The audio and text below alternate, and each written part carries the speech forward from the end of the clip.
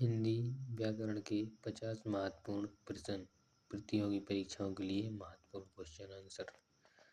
जैसे ग्रामर से related question पढ़ते अपन। पहला तो सबसे पहले निम्नलिखित में से कौन सा मूल दीर्घ स्वर नहीं है। निम्नलिखित में से कौन सा मूल दीर्घ स्वर नहीं है। इसकी आ, ई, उ, औ। तो इसमें औ। हिंदी में ध्वनियाँ कितने प्रकार की होती हैं। 2, 4, 8, 10। तो 2 प्रकार की होती हैं। मात्रा के आधार पर स्वर कितने प्रकार के होते हैं। मात्रा के आधार पर स्वर कितने प्रकार के होते हैं। 2, 3, 7, 9 होते हैं अपने 3 प्रकार के। एक से अधिक वर्णों के मेल को क्या कहते हैं। एक से अधिक वर्णों के मेल को क्या कहते हैं। अक्षर, स्वर, व्यंजन, अनुस्वर। तो कहते हैं अपन व्यंजन। ई, चा, छा, जा और झा आदि का उच्चारण किससे होता है। आदि का उच्चारण किससे होता है। तो इनका उच्चारण करते हैं अपन तालव्य से। ठीक है। उसके बाद जिनका उच्चारण स्वतंत्रता से होता है। जिनका उच्चारण स्वतंत्रता से होता है और जो स्वतंत्र व्यंजन के उच्चारण में सहायक होते हैं उसे कहते हैं, उसे क्या कहते हैं। संज्ञा, स्वर, व्यंजन, विसर्ग। तो उन्हें कहते हैं स्वर। निम्नलिखित में से कौन सा एक दीर्घ स्वर नहीं है। दीर्घ स्वर नहीं है। तो ई, ए और ऐ। इसमें से है ई, वो भी बड़ी ई। निम्नलिखित में से अंतस्थ व्यंजन कौन सा है। अंतस्थ व्यंजन है अपना गा, बा, जा, सा। तो उसमें है वा। हिंदी भाषा में कुल कितनी लिपियां हैं। हिंदी भाषा में कुल कितनी लिपियां हैं। तो हिंदी भाषा में अपनी 52 लिपि। हिंदी वर्णमाला में ऊष्म व्यंजक कौन से हैं। हिंदी वर्णमाला में ऊष्म व्यंजक कौन से हैं। तो वो है अपने तीनों सा और हा। या, रा, ला, वा को कौन सा व्यंजन कहते हैं। या, रा, ला और बा को कौन सा व्यंजन कहते हैं। तो कहते हैं अंतस्थ व्यंजन। अंतस्थ व्यंजन। निम्नलिखित में से कौन ऊष्म व्यंजक है। निम्नलिखित में से कौन ऊष्म व्यंजक है। तो वो है अपना हा।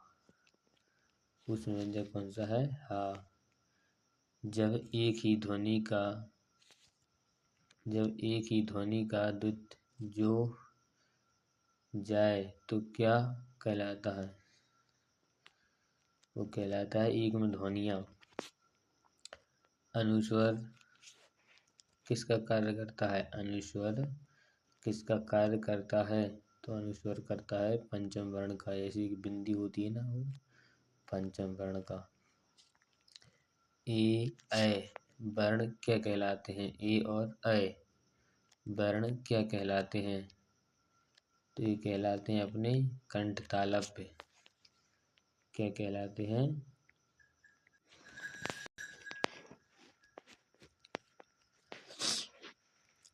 वह छोटी से छोटी ध्वनि जिसके टुकड़े हो सकते उसे क्या कहते हैं। वह छोटी से छोटी ध्वनि जिसके टुकड़े नहीं हो सकते उसे क्या कहते हैं। तो वो उसे कहते हैं वर्ण। क्या कहते हैं। वर्ण। जिनका उच्चारण ऊपर के दांतों पर जीभ लगने से होता है उसे क्या कहते हैं। जिनका उच्चारण ऊपर के दांतों पर जीभ लगने से होता है उन्हें क्या कहते हैं। दंत्य। किसी वस्तु को व्यवहार में लाना इसका आशय किस शब्द से है। किसी वस्तु को व्यवहार में लाना इसका आशय किस शब्द से है। इसका आशय है प्रयोग से। किस प्रयोग से। निम्नलिखित में से किस शब्द में स्वर व्यंजन संबंधी अशुद्धियां नहीं हैं। स्वर या व्यंजन संबंधी अशुद्धि नहीं है। ऊर्जस्वी, ऊर्जस्वी जो संज्ञा सर्वनाम आदि शब्दों से जुड़कर नए शब्दों की रचना करते हैं उन प्रत्यय को क्या कहते हैं? जो संज्ञा और सर्वनाम आदि शब्दों से जुड़कर नए शब्दों की रचना करते हैं उन प्रयत्नों को क्या कहते हैं? द दा ताद्वित प्रत्यय, ताद्वित प्रत्यय। जिस समास में पूर्व पद गौण तथा उत्तर पद प्रधान हो उसे कौन सा समास कहते हैं? जिस समास में पूर्व पद गौण तथा उत्तर पद प्रधान हो कौन सा समास कहते हैं? तत्पुरुष समास। कौन सा समास? तत्पुरुष समास। जो सर्वनाम संज्ञा शब्दों के मेल से बने हैं उन्हें क्या कहते हैं? जो सर्वनाम संज्ञा शब्दों के मेल से बनते हैं उन्हें क्या कहते हैं? संयुक्त सर्वनाम।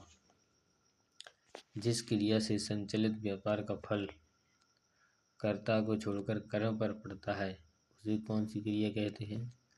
जिस क्रिया से संचालित व्यापार का फल कर्ता को छोड़कर कर्म पर पड़ता है उसे कौन सी क्रिया कहते हैं? तो उसे कहते हैं सकर्मक क्रिया। निम्नलिखित शब्दों में से कौन सा शब्द संबंधवाची है?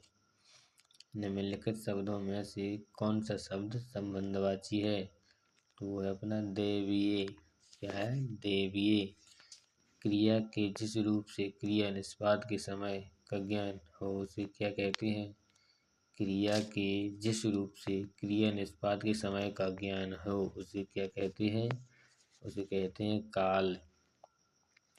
वाक्य में प्रयुक्त शब्दों में परस्पर सामंजस्य को कहते हैं। वाक्य में प्रयुक्त शब्दों में परस्पर सामंजस्य को कहते हैं अन्वय। क्या कहते हैं? अन्वय। निम्नलिखित में से कौन सा शब्द प्रयत्न और उच्चारण के आधार पर व्यंजन का वर्गीकरण नहीं है? व्यंजन का वर्गीकरण नहीं है तो वो है अपना सघोष। व्युत्पत्ति के आधार पर संज्ञा के कितने भेद होते हैं? व्युत्पत्ति के आधार पर संज्ञा के कितने भेद होते हैं? 3। समानाधिकरण किस अव्यय का भेद है? समानाधिकरण किस अव्यय का भेद है? समुच्चय बोधक का। किसका है? समुच्चय बोधक का। निम्नलिखित में से कौन सा शब्द पुल्लिंग है? निम्नलिखित में से कौन सा शब्द पुल्लिंग है? जैसे दीमक, रात, वर्षा, विधुर। तो इसमें विधुर जो पुल्लिंग शब्द है। जिस वाक्य में दो या दो से अधिक स्वतंत्र उपवाक्य हों और योजकों द्वारा जुड़े गए हों उसे क्या कहते हैं? जिस वाक्य में दो या दो से अधिक स्वतंत्र उपवाक्य हों और योजकों द्वारा जोड़े गए हों उसे क्या कहते हैं? संयुक्त वाक्य।